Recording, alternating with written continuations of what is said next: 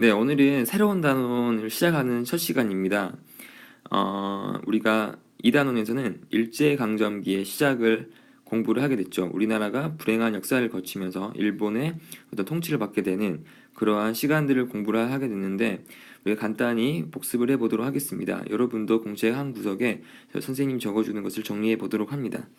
먼저 우리나라가 일제 선악에 들어가는 시기가 언제죠? 1910년. 이 시기를 경술 국치라고 했죠. 그렇죠? 그래서 약 몇 년간을 통치를 받게 되냐면, 일제 강점기가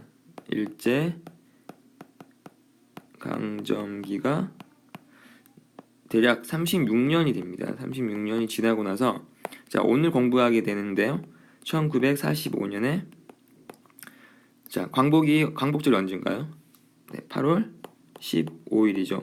8월 15일 날 광복이 됩니다.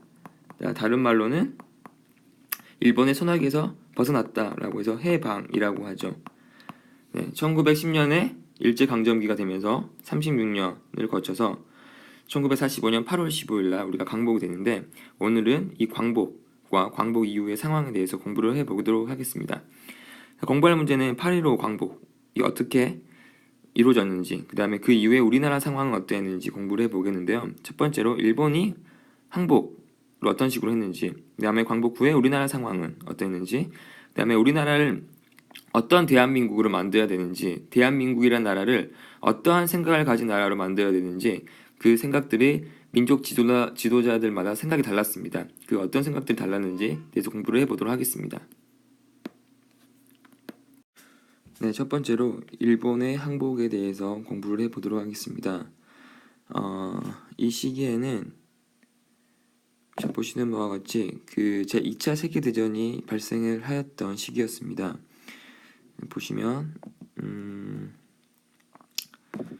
여기 보시면 영국 있죠. 영국, 그다음에 프랑스, 소련, 중국. 미국은 모두 연합군이라고 불렸습니다. 여기 보시면 연합국이라 되어 있죠. 모두 한 편이었습니다. 연합국. 연합국은 어디에 와서 싸웠냐면 그 독일 또는 이탈리아 그리고 일본이 반대편이었습니다. 서로 전쟁을 한 거죠. 어디에서 주로 전쟁을 하였느냐면 여기 보시면 이쪽이 유럽입니다. 유럽 지역에서 제2차 세계대전이 주로 발생을 하였습니다. 그래서 어디가 망하게 되었냐면 이탈리아가 무너지고요. 독일이 무너지고 마지막 남은 것은 일본이었습니다. 일본이 끝까지 지속적으로 전쟁을 하게 되는데, 일본이 중국과도 전쟁을 하고 미국과도 전쟁이 계속 벌이게 되었죠.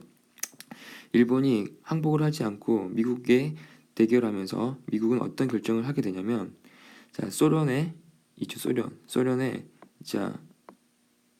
우리나라로 군대를 보내줄 것을 요청을 하면서 전쟁이 점차 확대가 되었고, 일본은 그럼에도 불구하고 항복을 하지 않게 되죠. 그래서 미국이 어떤 결정을 하게 되냐면, 이쪽에 일본 땅 있죠. 일본에 두 발의 원자폭탄을 떨어뜨리게 됩니다.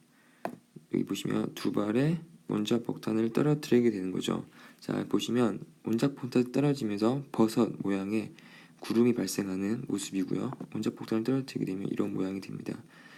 그렇게 해서 일본이 우리도 생각지 못하게 갑작스럽게 항복을 하게 됩니다. 그래서 우리나라는 보시는 바와 같이 광복을 맞이하게 되는데, 그 전에 여러분들이 꼭 알아두어야 할 것이 있습니다. 그게 무엇이냐면, 광복 이후에 우리 군대가 전쟁에 참여해야지만 광복 이후에 우리가 국제적으로 우리가 노력을 해서 광복을 맞이했다라고 주장을 할 수 있겠죠.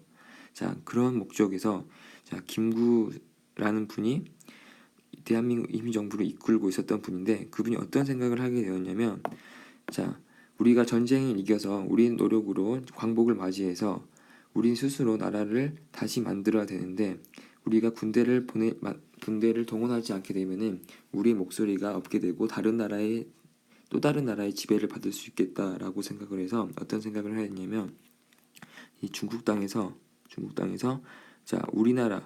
우리나라로 군대를 보내는 작전을 세우게 됩니다.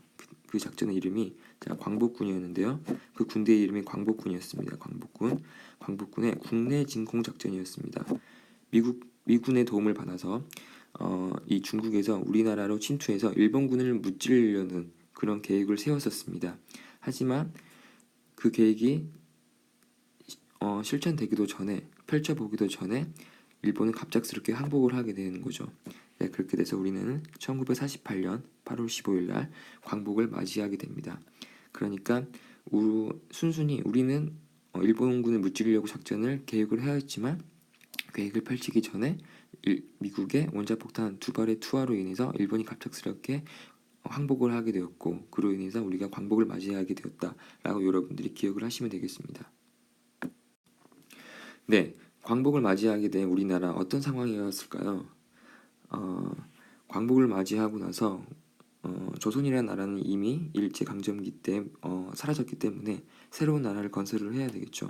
그래서 어떤 노력들을 했냐면, 여운형이라는 사람이 있었습니다. 여운형. 여운형이라는 이분이 여운형입니다. 여운형. 이분이 조선 건국 준비위원회라는 것을 만들어서 새로운 국가를 한번 만들어 보자라고 하면서 논의를 시작을 하게 됩니다. 우리나라에서. 하지만 어떤 상황이 되냐면, 소련이 북한으로 내려오죠. 거기서 일본군이 있었겠죠. 소련군이 내려오면서, 소련은 어떤 나라냐면 지금의 러시아입니다. 러시아. 옛날에는 소련을 불렸고요. 소련이 나와서 여기에 있던 일본군들을 내쫓습니다. 그 다음에 남한에는 미국이 들어오죠. 미국이 들어오면서 여기에 남쪽에 있었던 일본군들을 무찌르게 됩니다. 그래서 38도를 기준으로 해서 소련군은 북쪽으로, 미군은 남쪽으로 내려왔다. 그래서 일본군을 내쫓았다라고 기억을 하시면 되겠고,